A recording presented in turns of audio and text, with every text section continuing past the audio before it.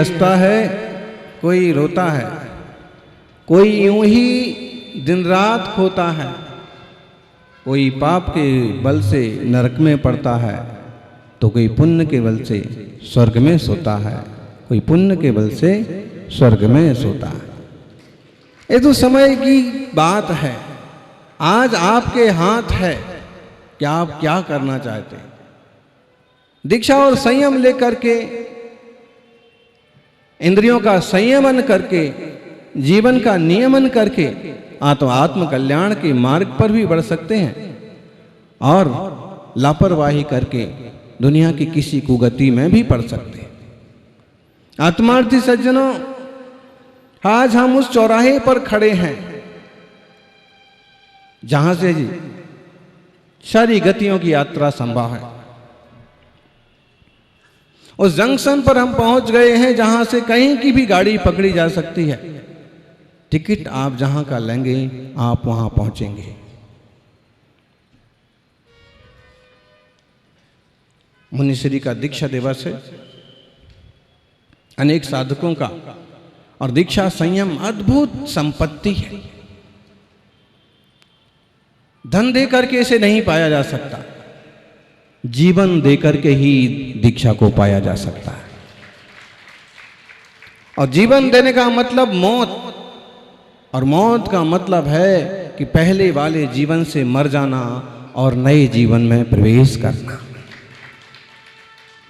अगर आप वही पुरानी याददाश्त पाले हो, वही पुराने विचार वाले हो, वही पुराने विकार वाले हो, वही पुराने रिश्ते वाले हो, वही सारी पुराने याद वाले हो, तो इसका मतलब समझ लो कि अभी रूपांतरण नहीं हुआ है और दीक्षा होकर के भी दीक्षा नहीं हुई है। लेकिन आपकी सोच और विचारधारा बदल गई, संयम के मार्ग पर आते ही आपके जीवन की धारा बदल गई, तो जीवन का रूपांतरण ही दीक्षा है। सौभाग्यशालियों, दुर्लभ है, बहुत दुर्लभ है। दुर्लभ से दुर्लभ है चेतन बुद्धि ज्ञान पावे। दुर्लभ है संयम का धरना, और संयम जिनने पाया वेद विज्ञान के बल पर, तत्व ज्ञान के बल पर, प्रवचन सार में ज्ञान प्रज्ञापनाधिकार। और आप गौर करेंगे कि ज्ञान प्रज्ञापन की बात तो दुनिया में और संप्रदाय भी करते हैं। आत्मा को ज्ञान स्वभाव वाले और लोग भी मानते हैं, विज्ञानमय और लोग भी मानते हैं, आनंद स्वरूप और लोग भी मानते हैं, सच्चिदानंद स्वरूप और लोग भी मानते हैं। तो पहले अधिकार में जो बातें कही हैं वे तो काफी और लोग भी मानते हैं, भले उनके मानने का ढंग कुछ और हो। लेकिन जो दूसरा अधिकार कह रहे हैं, ज्ञेय प्रज्ञापनाधिकार, जबरदस्त। इसकी जरूरत क्या पड़ी?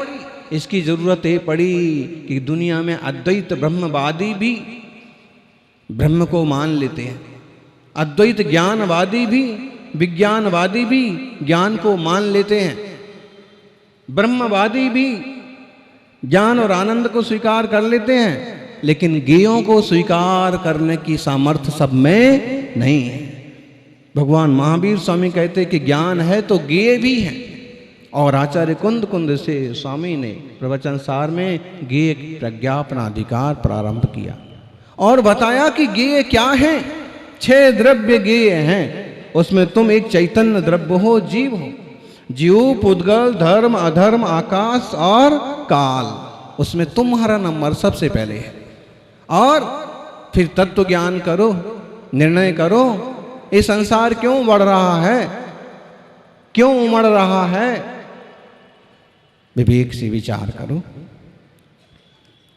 तो मालूम पड़ेगा कि आश्रव बंद हो रहा है, इसलिए संसार बढ़ रहा है।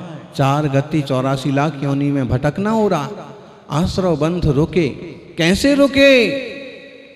यानी जब तक आश्रव बंध के द्वार कपाट बंद ना होंगे तब तक संबर नहीं होगा, जब तक संबर ना होगा तब तक निर्जरा के रास्ते भी खुलने वाले नहीं हैं।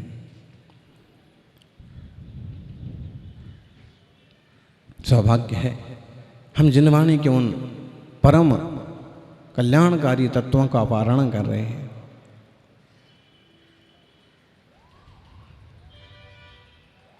कैसे होगा? संबर कैसे होगा? आश्रव बंध कैसे रुकेगा? तो संयम, संयम रूपी कपाट, इंद्रियों का निग्रह,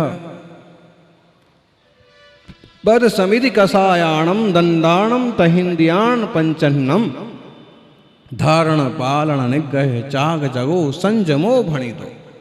संयम किसे कहा है? व्रतों का धारण करना, समितियों का पालन करना, इंद्रियों का निग्रह करना, मन वचन काय रूपी दंडों को, मन वचन काय को कंट्रोल करना, दंडित करना,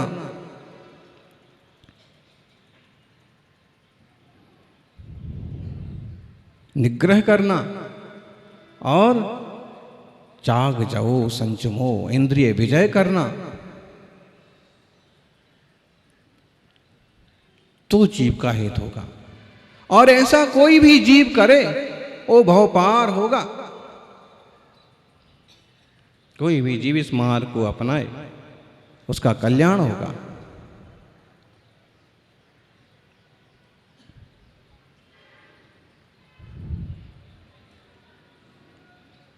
प्रभु महावीर स्वामी का मंगलकारी उपदेश सुन करके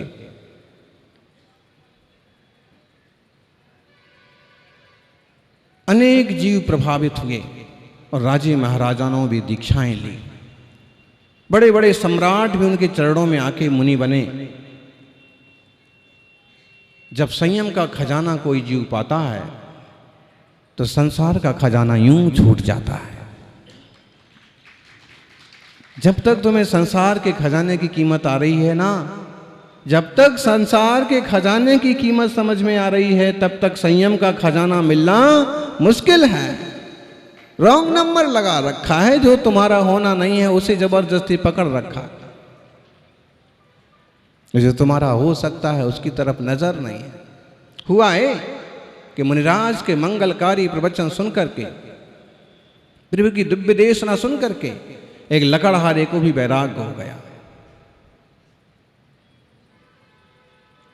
लकड़ियां बीन कर लाता था, बहुत गरीब आदमी था, लेकिन मुनिराज का प्रवचन सुना तो उसे ऐसा अद्भुत बोध जागा, आचार्य श्री की वाणी का ऐसा जादू चला कि उसने विचार किया कि मेरी जिंदगी तो फिजूल में जा रही है। लकड़ियां बीनना, लकड़ियां काटना, लकड़ियां सुखाना, बाजार ले जाना, बेचना, और सब कुछ कर कराने के बाद भी शाम को केवल एक बार खाना और सो जाना। गुरुदेव ने कितना बढ़िया मार्गदर्शन किया कि इस एक इंसान के शरीर को पाकर के तू भी आत्म कल्याण कर सकता है।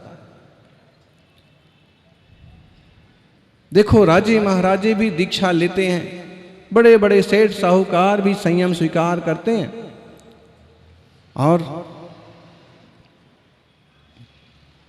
मुझे भी इस मार्ग पर चलना चाहिए। संघ में एक मुनि थे, काफी समय तक क्षुल्लक रहे, सुहृद सागर जी,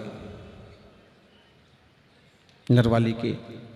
वर्षों तक 7 प्रतिमा का पालन किया, फिर क्षुल्लक दीक्षा हुई उनकी, और फिर शांतिनाथ में मुनि दीक्षा हुई सल्लेखना समाधि के निमित्त से।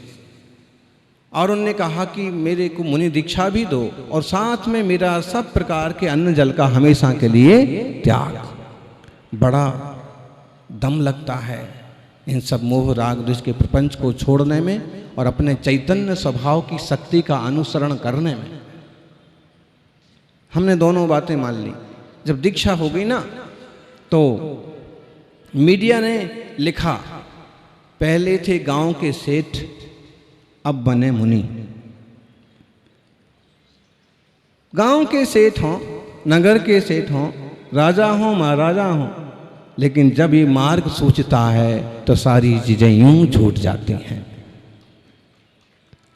उस लकड़हारे ने विचार किया कि मैं गरीब आदमी, दरिद्र आदमी, मुझे तो दीक्षा ले लेना चाहिए, मेरे आगे पीछे भी ज्यादा विकल्प नहीं है। और मुनिराज के चरणों में निवेदन किया। गुरुदेव ने जान लिया, आचार्य की दृष्टि, गुरु की दृष्टि बहुत पैनी होती है। उन्हें लग गया होगा कितनी जल्दी बात मान ली, कितनी जल्दी बात सुन ली, कितनी जल्दी दीक्षा के लिए हाँ बोल दी, कितनी जल्दी मुहूर्त निकाल दिया। लेकिन ज्ञानी गुरु की भावना गुरु ही जानते हैं, गुरु की सोच उनको ही पता होती है।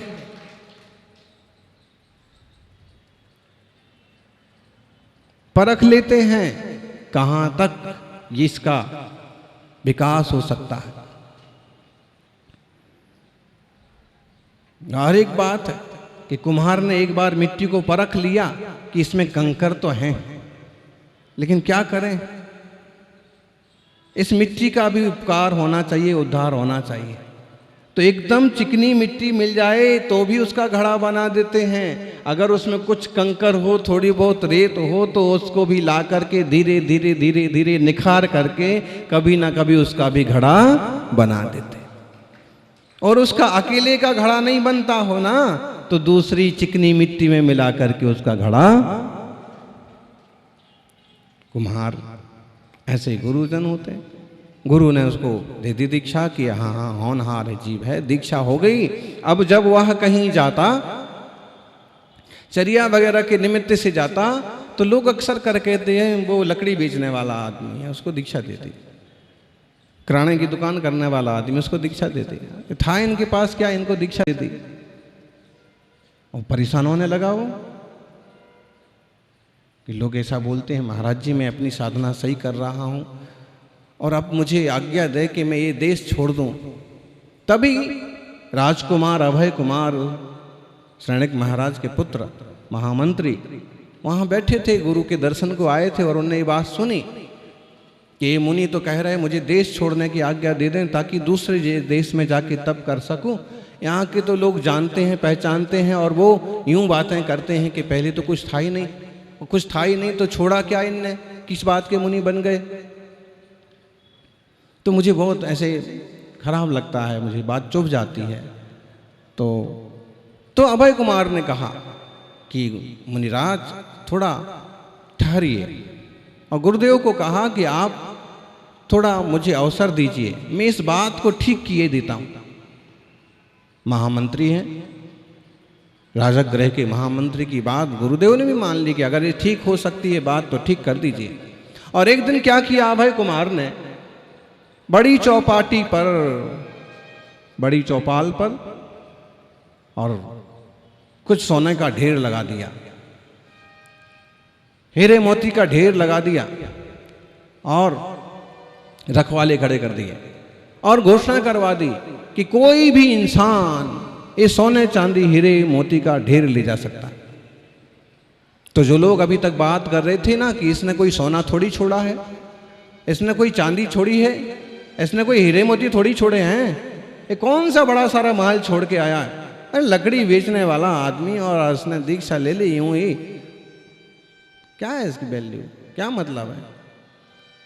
वो लोग भी आए, सोने का ढेर मिलेगा, इसमें से तुम जितना चाहो सोना ले जा सकते हो, हीरे मोती ले जा सकते हो, लेकिन शर्त एक है, वो भी अनाउंस कर दिया। शर्त ये है कि जो व्यक्ति जल, अग्नि और स्त्री का त्याग करेगा वो जितना चाहे उतना ले जाए। पानी भरना, पानी इकट्ठा करना, पानी उबालना, अग्नि जलाना, अग्नि का काम करना और स्त्री रखना, स्त्री परिवार बसाना, इन तीन चीजों का जो त्याग कर देगा वो जो चाहे लेके जा सकता है। महीनों ढेर वैसा का वैसा लगा रहा, लेकिन कोई भी लेने को तैयार नहीं हुआ। एक दिन फिर बड़ी सभा की अभय कुमार ने और कहा कि जो लोग कहते हैं कि बिना कुछ त्यागे गृहस्थी में कुछ नहीं था और कम धन वाले थे, दरिद्र थे और वो छोड़ करके मुनि बन गए, तो उसकी कोई कीमत नहीं है। उन लोगों को कान खोल के सुन लेना चाहिए कि जिसने जल का, अग्नि का, स्त्री का त्याग किया है, दुनिया में इससे बड़ा कोई त्याग नहीं होता। मैं तुमको कह रहा हूं कि तीन चीजें छोड़ करके सोने चांदी ले जाओ, कौन तैयार हो रहा है? मतलब इससे ज्यादा कीमती क्या है गृहस्थी के लिए? अग्नि, पानी और स्त्री का त्याग करना। और उन लकड़ी बेचने वालों ने भी इन सब चीज़ों का त्याग किया है, तभी मुनि मुद्रा उन्हें प्राप्त हुई है, इसलिए पूजनीय है, वंदनीय है। हीरे मोती से ज़्यादा कीमती। उसका मतलब है कि स्त्री का त्याग किया का मतलब है परिग्रह का त्याग किया। ब्रह्मचर्य व्रत पूर्ण रूप से हुआ, संग्रह वृत्ति का त्याग हुआ। जब शादी होती है, स्त्री आती है, परिवार बसता है, तभी व्यापार करता है। व्यापार में हिंसा होती है, हिंसा का त्याग हुआ। तभी झूठा सच्चा करके धन इकट्ठा करना चाहता है, उसके पास वो परिग्रह नहीं है, झूठ का त्याग हो गया, चोरी का त्याग हो गया। किसके लिए चोरी करना? पांचों पापों का त्याग करने वाला सबसे अमीर आदमी है। और उसके पास कुछ भी ना हो तो भी वह परम वंदनीय है, पूजनीय है। सौभाग्यशालियों, जीवन में अपन किसी को कमतर ना समझें, क्योंकि परिस्थितियां बदलती रहती हैं। राजा रंक हो जाते हैं और रंक भी राजा हो जाते हैं, लेकिन जो संयम रूपी खजाने को संभालते हैं वो हमेशा महाराजा ही बने रहते हैं। साधु जीवन में अगर वो 5 पापों से बचे रहे, दूर रहे, पूरे महाव्रत पालते रहे और 4 कसायों का निरोध कर दिया, क्रोध नहीं आता है, मान नहीं है, मायाचारी नहीं करते और लोभ भी नहीं है, 5 पाप और 4 कसाय रूप लुटेरों से जिनने अपने उत्तम 5 महाव्रत 28 मूल गुण रूपी धन की रक्षा की है, वे साधु धन्य है, वंदनीय है, पूजनीय है। ऐसे संयमधारियों को जरूर वंदन करें, आराधन करें। आत्मार्थी सज्जनों, सबसे पहले इसमें ये समझ होना जरूरी है कि मेरा वैभव क्या है। हीरे मोती क्या मेरे वैभव हैं? बोलो बोलो, हैं दिल्ली वालों, रुपया पैसे मेरे वैभव हैं क्या? बस इसी से नापते हैं, मैंने इतना कमा लिया, उसने उतना कमा लिया, वो बहुत अमीर आदमी है और वो आदमी आगे आएगा तो कोई कार्यक्रम हो सकता है। अरे भाई, हाथ पांव तो तुम्हारे भी हैं, आंख कान तो तुम्हारे भी हैं। धर्म ध्यान करने के लिए कोई करोड़पति होना जरूरी नहीं है।